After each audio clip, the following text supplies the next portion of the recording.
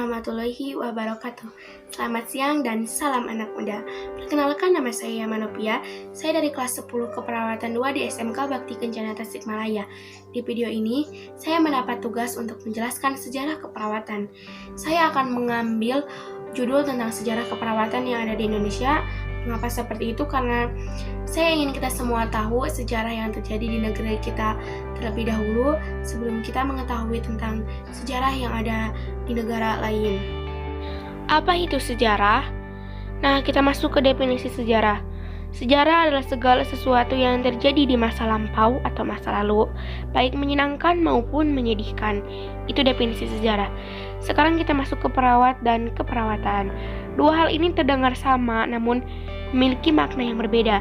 Menurut Undang-Undang Kesehatan Nomor 23 Tahun 1992, bahwa perawat ialah seorang yang memiliki kemampuan dan kewenangan melakukan tindakan keperawatan berdasarkan ilmu yang dimilikinya yang diperoleh melalui pendidikan keperawatan. Nah, sedangkan keperawatan merupakan suatu bentuk layanan kesehatan profesional yang merupakan bagian integral dari layanan kesehatan yang berbasis ilmu dan kiat keperawatan. Jadi bisa kita simpulkan bahwa perawat adalah seseorang yang melakukan tindakan atau seseorang yang telah menyelesaikan pendidikan tingginya, sedangkan keperawatan adalah tindakan seorang perawat yang diberikan terhadap pasiennya atau kliennya. Sejarah keperawatan di dunia diawali sejak manusia lahir atau sejak zaman purbakala atau disebut dengan primitive culture.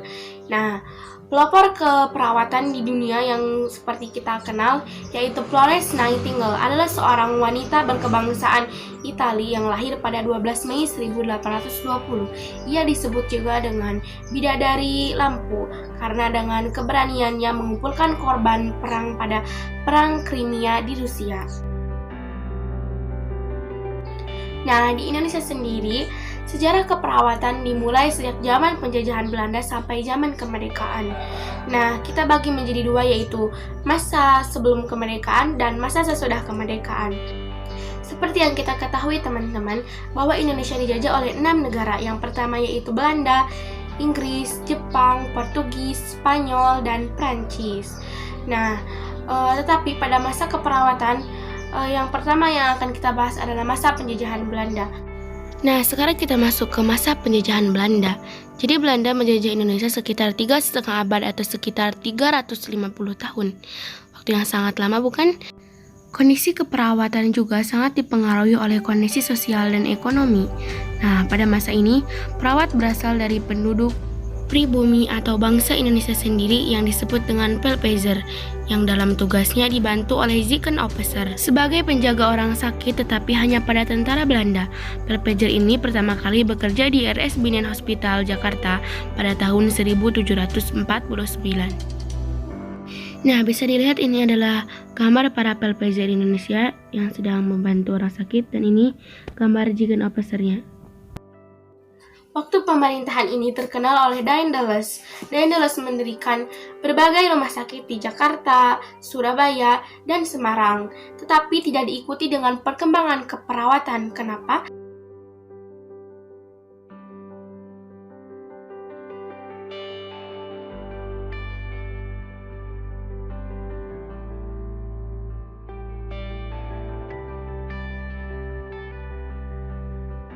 Dan bahkan, Daendels juga mendirikan Dinas Kesehatan Tentara dan Dinas Kesehatan Rakyat.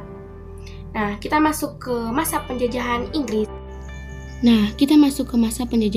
Yang berlangsung sekitar 1812 sampai 1816, yaitu 4 tahun. Pada masa Inggris ini, dunia keperawatan Indonesia mengalami perkembangan. Hal ini ditandai dengan Gubernur Jenderal POC atau Raffles yang sangat memperhatikan kesehatan rakyat. Ia juga melakukan upaya untuk meningkatkan derajat kesehatan penduduk pribumi, di antara lain dengan pencecaran umum, perawatan pasien dengan gangguan jiwa, dan kesehatan para tahanan. Raffles juga mempunyai semboyan bahwa kesehatan adalah milik semua manusia.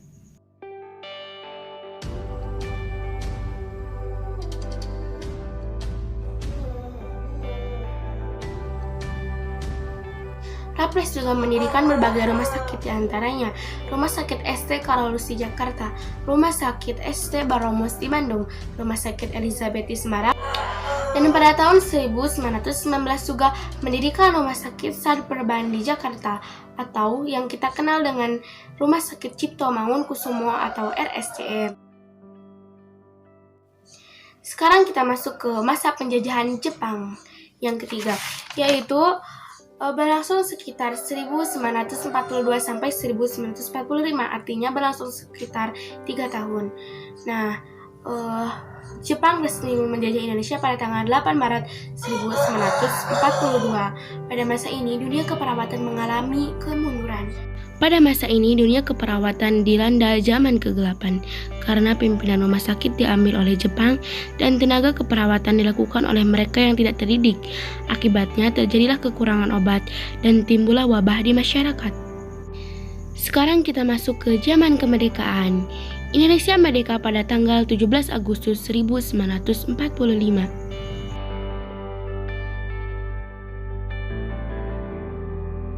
Pada tahun 1949, mulailah dibangun pembangunan rumah sakit, balai pengobatan, dan lain-lain.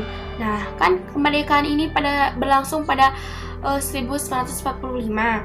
Mengapa kemajuan keperawatan baru dimulai sekitar 1949? Karena 5 tahun kekosongan ini adalah masa transisi negara kesatuan Republik Indonesia. Itu artinya keperawatan hanya berjalan di tempat, tidak mengalami perkembangan dan tidak mengalami kemunduran sama sekali. Hal ini terbukti dengan pendidikan keperawatan yang dilakukan Indonesia masih menggunakan sistem Belanda, yaitu ijazah A untuk perawat umum, ijazah B untuk perawat jiwa, dan pendidikan dasar untuk mantri juru rawat. Nah, kemudian pada tahun 1952 barulah didirikan sekolah guru perawat dan sekolah perawat setingkat dengan SMP yang pendidikannya dilakukan selama 3 tahun. Kemudian pada tahun 1955 didirikanlah SDK atau Sekolah Juru Keperawatan. Nah, lalu kita lanjut pada tahun 1962. Nah, pada masa ini sudah ada akper atau akademi keperawatan setingkat dengan lulusan SMA atau diploma.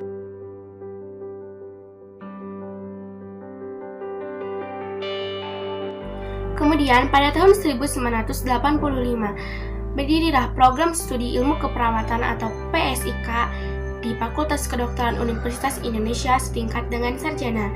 Lalu pada tahun 1996 PSIK UI berubah menjadi FIK UI atau Fakultas Ilmu Keperawatan, dan lalu muncul yang lainnya seperti di Undip, UGM, Unhas setingkat dengan S1.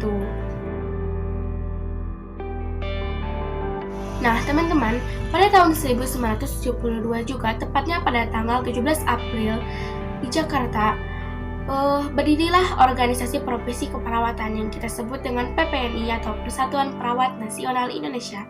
Tapi organisasi ini baru bekerja sama pada tahun 1983 dengan Departemen Kesehatan, dengan CHS, dan pengakuan perawat bagi mereka hanya dengan latar belakang D3.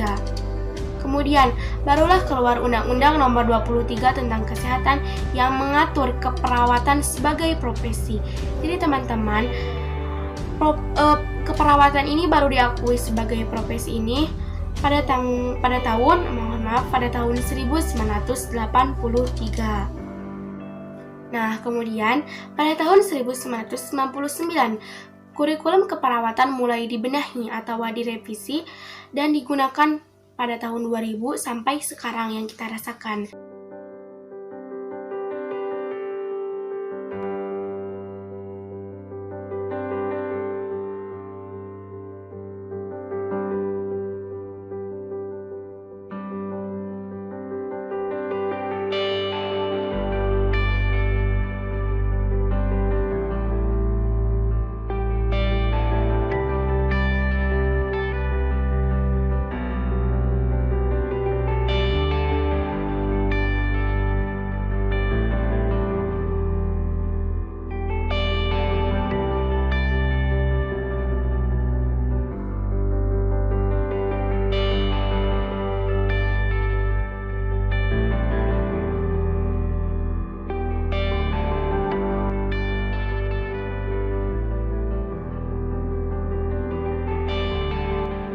Sekian, terima kasih atas perhatiannya dan Assalamualaikum warahmatullahi wabarakatuh.